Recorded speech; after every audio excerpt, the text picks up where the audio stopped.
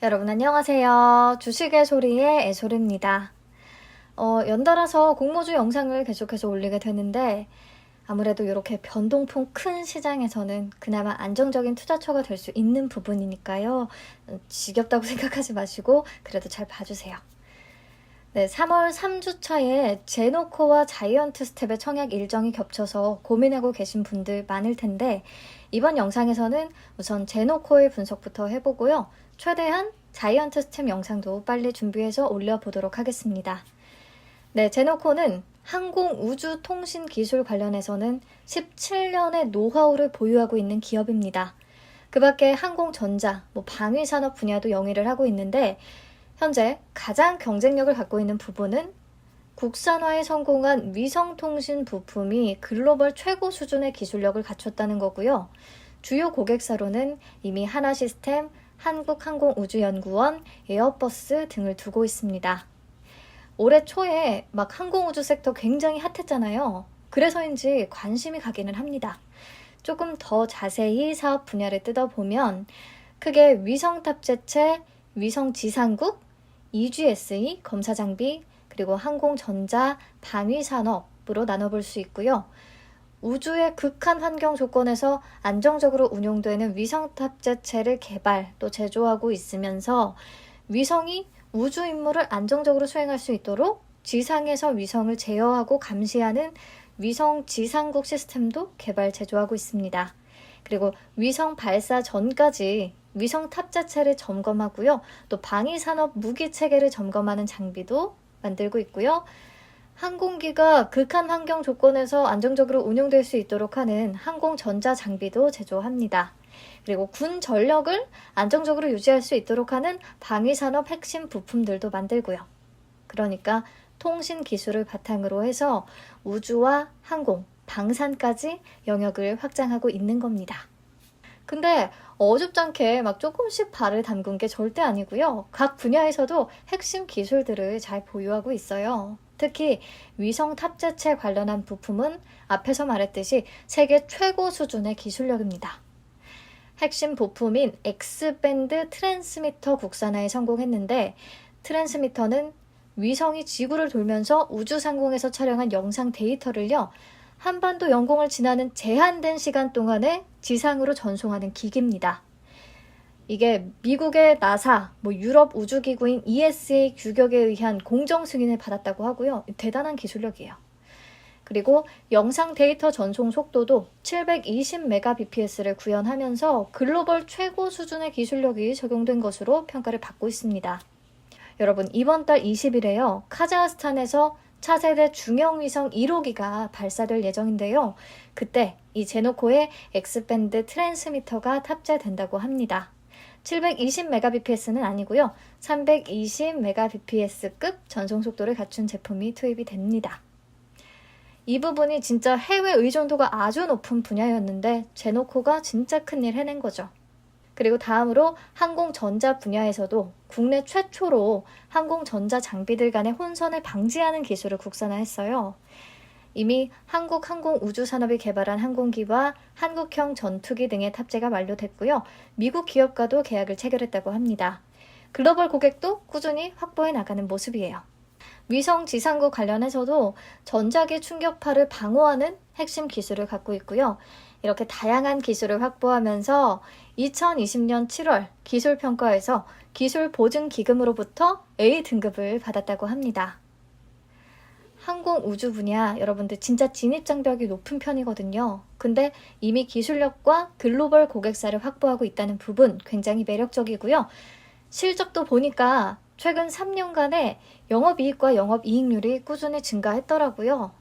2020년 3분기에 약간 급락한 건 IPO 과정에서 발생된 지급 수수료 때문이라고 합니다. 실적까지 괜찮군요.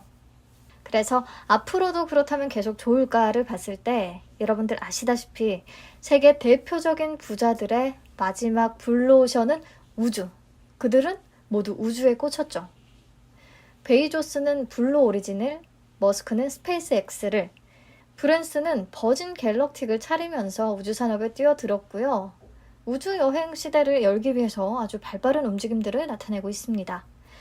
우리도 올해 하나시스템이 세트랙아이를 인수하면서 우주산업을 본격화하기 시작했고, 그러면서 관련 섹터에 엄청나게 힘이 실렸죠. 정부가 대규모 투자 계획을 밝히기도 했고요.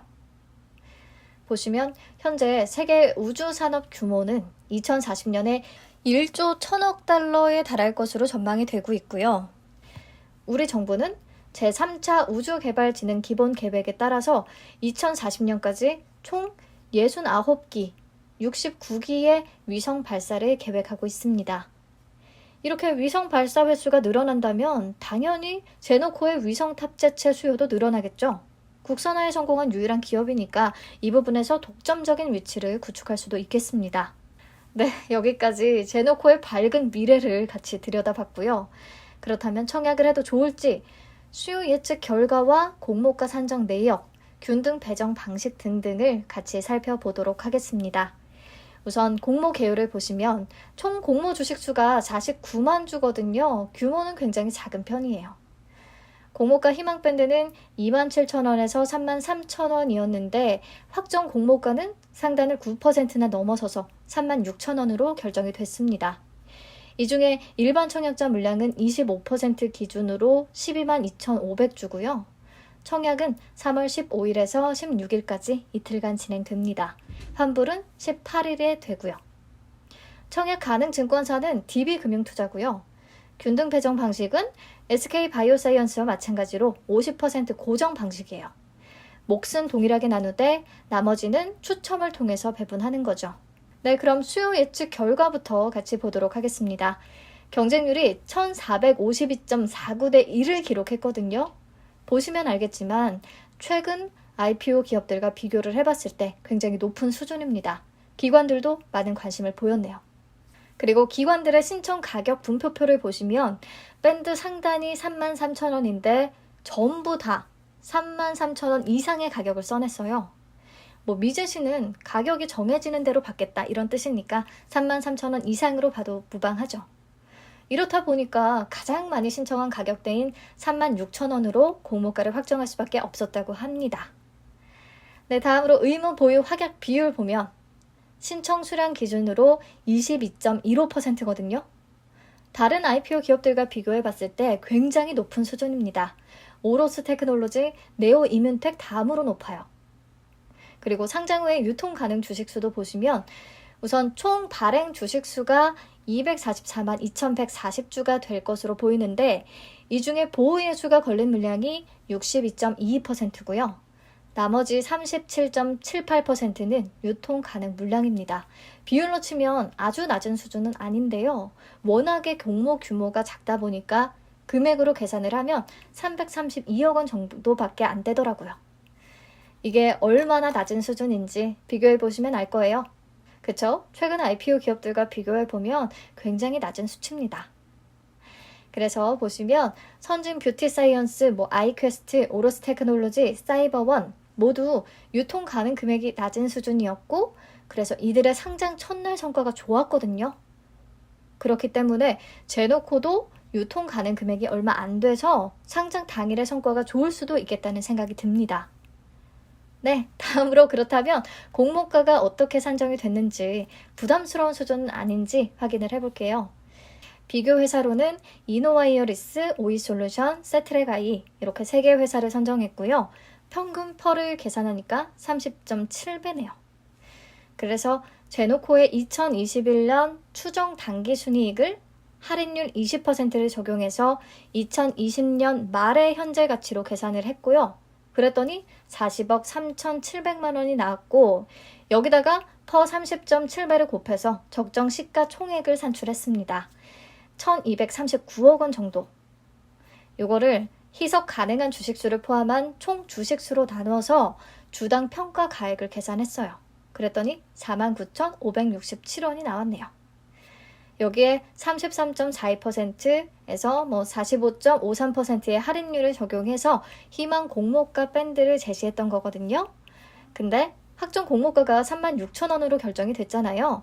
그래서 36,000원을 기준으로 얼마나 할인이 된 건지 계산을 해보니까 할인율 27.38%가 나오더라고요. 즉 밴드 상단에 넘어서기는 했지만 그래도 공모가가 아주 부담스러운 수준은 아니라는 것을 확인할 수가 있습니다. 네, 그렇다면 36,000원을 기준으로 해서 2021년 예상 실적을 바탕으로 한 펄을 한번 구해볼게요. 2021년 예상 당기 순이익은 48억 4,400만 원 정도로 회사 측이 제시를 했고요. 공모가 36,000원 기준으로 시가총액을 구해보면 900억 정도가 나오거든요. 그래서 시가총액 나누기 당기순이익 하면 펄을 구할 수 있죠. 900억 나누기 48억 4,400만 원을 하니까 18.57배가 나왔습니다. 앞에서 비교 기업들의 평균 펄가 30.7배였잖아요. 그러니까 이 공모가 대비해서 아직도 올라갈 업사이드는 좀 열려있다라고 판단을 해볼 수 있겠습니다. 네, 여기까지 내용을 정리하면요. 딱히 단점을 찾기 어려울 만큼 장점이 많았어요. 수요 예측 결과도 좋고 유통 가능 금액도 낮은 수준이고 공모가도 부담스럽지 않고요. 사업 내용도 괜찮고. 근데 굳이 단점을 꼽자면 자이언트 스텝과 청약일이 겹친다는 거? 자이언트 스텝이 메타버스 관련 기업으로 주목을 받으면서 사람들의 관심이 훨씬 많거든요. 그리고 제노코는 공모 규모 자체가 크지 않다는 것도 단점이라면 단점이 될 수 있겠습니다. 받을 수 있는 수량 자체가 얼마 없으니까요. 네, 그래서 이번에 청약을 주관하는 DB금융투자의 청약 한도와 최대 청약 증거금 화면 통해서 확인해 주시고요. 12,000주가 한도니까 최대 청약할 수 있는 증거금은 2억 1,600만 원이에요. 진짜 규모가 작죠? 그리고 청약 수수료는 온라인으로 하시면 무료니까 되도록 HTS, MTS 홈페이지를 이용해 주시고요. 그리고 DB금융투자는 청약 개시일에 계좌를 개설해도 청약이 가능합니다.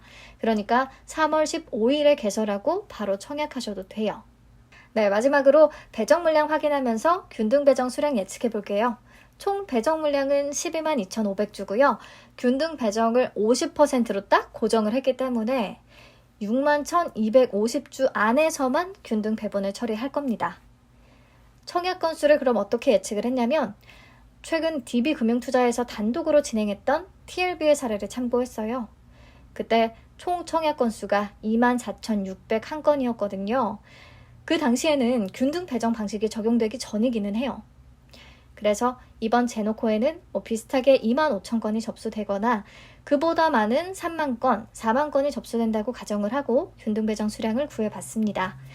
25,000건일 경우에는 2주씩은 다 똑같이 받고요. 추첨해서 당첨되면 3주를 받을 수 있을 것 같고 3만 건의 경우에도 마찬가지.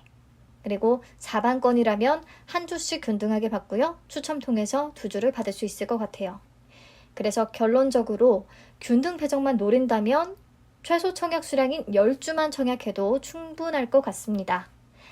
하지만 어디까지나 개인적인 의견을 바탕으로 한 예측이기 때문에 결과는 다를 수 있고요.